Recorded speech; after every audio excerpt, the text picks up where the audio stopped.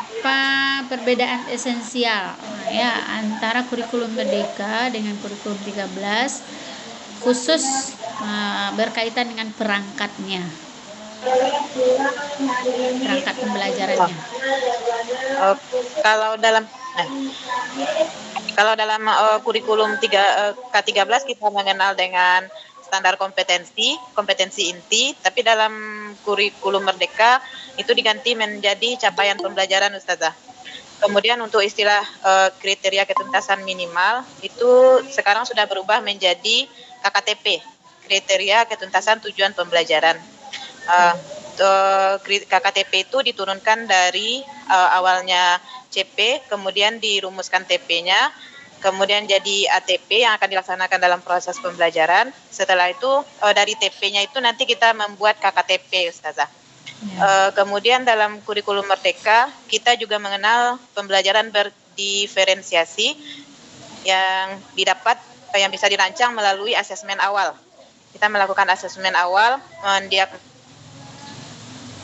kemampuan awal siswa atau melalui gaya belajarnya. Gaya belajar dan minat belajar, Ustazah. Oke. Silakan Mas Ruri kalau Anda mau ditambahkan. Ditambah, Ustazah? Ya. Penambahannya, Ustazah, kalau di kurikulum Merdeka ini ada asesmen awalnya, Ustazah. Terus setelah itu nanti di akhir ada asesmen sumatif yang cukup diadakan sekali untuk satu kali materi, Ustazah. Sumatif. Ya, sumatif. Habis. Gimana Ustaz Rahman? Saya tambahkan sedikit, Ustazah. Kalau di RTP 13 itu tidak menampilkan profil belajar. Sedangkan di RTP kurikulum Merdeka di sini menampilkan profil belajar siswa sebagai hal untuk melatar belakangi bagaimana kesesuaian pembelajaran terhadap bakat, minat ataupun gaya belajar yang dimiliki oleh siswa. Oke, berarti ada cakupan P5 ya. P5, ya, P2RA. Oke. Mungkin pertanyaan lebih lanjutnya nih. Ya, tadi kan udah dialah juga ya bahwa pada kurikulum Merdeka tentunya kita tidak menyusun begitu saja ya modul aja, tetapi ada yang melandasi kita dalam merancang ya atau menyusun pengembangan perangkat itu sendiri. Nah, silakan Ustaz Rahmat, mungkin boleh dijabarkan teori-teori belajar yang dipakai dalam menyusun perangkat itu apa kira-kira? Baik, Ustazah. Mungkin yang pertama, sebagaimana yang kita ketahui di sana ada teori behavioristik. Nah, itu adalah teori yang dicetuskan oleh Jackner ataupun Herliner ataupun yang lainnya. Di sini dalam teori ini dia berorientasi pada stimulus dan respon, ataupun stimulus itu bisa dikatakan dengan input, sedangkan responnya merupakan output, yaitu perubahan tingkah laku daripada pelajar. Kemudian yang kedua ada teori konstruktivisme. Di sana tidak semata-mata bagi pendidik langsung mentransfer informasi ataupun ilmu kepada peserta didik, tapi peserta didik ini harus mengembangkan ataupun harus mengaitkan sesuatu yang didapatkan dengan pengalaman terdahulunya ataupun pengalaman ataupun ilmu yang sudah dia dapatkan. Kemudian yang ketiga ada teori kognitivisme. Di sini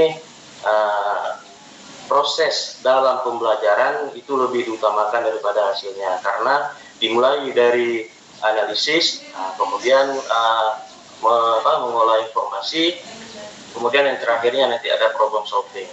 Kemudian yang keempat ada teori behavioristik, kontrol teknik, jadi kognitif humanistik. Nah, humanistik ini adalah siswa itu harus bisa mengaktualisasikan dirinya, dalam artian dia harus bisa ataupun harus mengetahui di mana dirinya, di mana bakat dirinya. Jadi melalui pembelajaran ini guru bisa memberikan motivasi ataupun sesuatu yang sesuai dengan karakteristik pada dirinya sehingga dia bisa mengembangkannya. Kemudian yang mungkin yang baru-baru itu ada teori sibernetik. Dalam teori ini dia juga ini merupakan salah satu teori yang baru yang di dalamnya itu memadukan teknologi ataupun informasi. Itu saja. Oke, baik.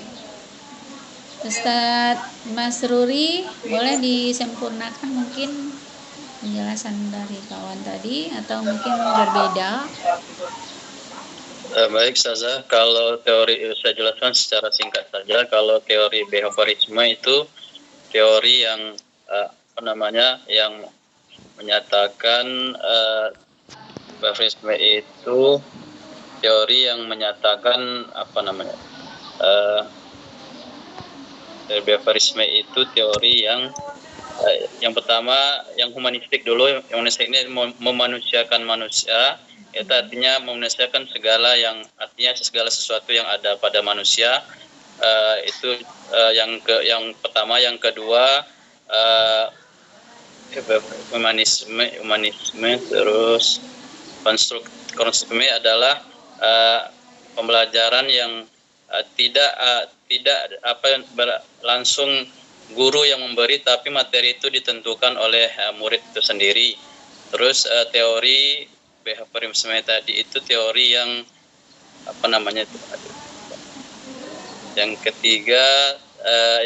ketiga teori humanis kognitif adalah teori yang mementingkan daripada proses daripada hasil. Kan itu saja. Baik, Ustazah Ainul, tafadhali. Syukran Ustazah. Kalau teori behaviorisme yang saya pahami, seseorang itu dikatakan belajar apabila sudah ada perubahan tingkah laku yang terjadi yang dapat diamati dan diukur. Karena proses belajar itu merupakan perubahan tingkah laku yang terjadi melalui interaksi stimulus dan respon. Stimulus itu berupa apapun yang diberikan oleh guru, baik itu materi ataupun pendidikan melalui pendidikan karakter. Kemudian respon itu adalah reaksi atau tanggapan yang dilakukan oleh siswa. Kemudian untuk teori kognitivisme, teori ini memahami bahwa manusia itu telah memiliki pengetahuan dan pengalaman sebelumnya sesuai dengan tahap perkembangan masing-masing. Nanti ketika proses pembelajaran, pengalaman tersebut dan pengetahuan tersebut nanti akan dikombinasikan dengan pembelajaran yang akan dilakukan. Kemudian untuk teori konstruktivisme itu membangun pengalaman dan pengetahuan yang berasal dari lingkungan belajarnya. Jadi anak kemudian sebagai faktor itu melalui dia metode dan pendekatan yang dilaksanakan oleh guru. Kemudian humanisme ini pembelajarannya menekankan pada minat dan karakter siswa. Jadi siswa itu dituntut untuk bisa mengaktualisasikan dirinya sesuai dengan apa yang diinginkannya. Kemudian yang terakhir itu teori sosial. Teori belajar sosial ini belajar melalui pengalaman langsung atau pengamatan. Jadi guru di sini harus bisa menjadi uswatun hasanah bagi siswanya, karena siswa di sini sifatnya meniru. Nah, mungkin sekian saja Ustazah. Oke, baik. Pertanyaan lanjutan ini terkait perumusan ya. Nah, karena di modul itu ada tujuan, ada alur tujuan, kemudian juga mencakup nanti penjelasan terkait pendekatannya ya, asesmennya juga terakhir mungkin masuk nanti. Ya, boleh dijabarkan sedikit, banyak mungkin akan lebih bagus ya. Dalam merumuskan tujuan itu, nah apa yang harus dilakukan oleh guru? Sarahat mungkin duluan.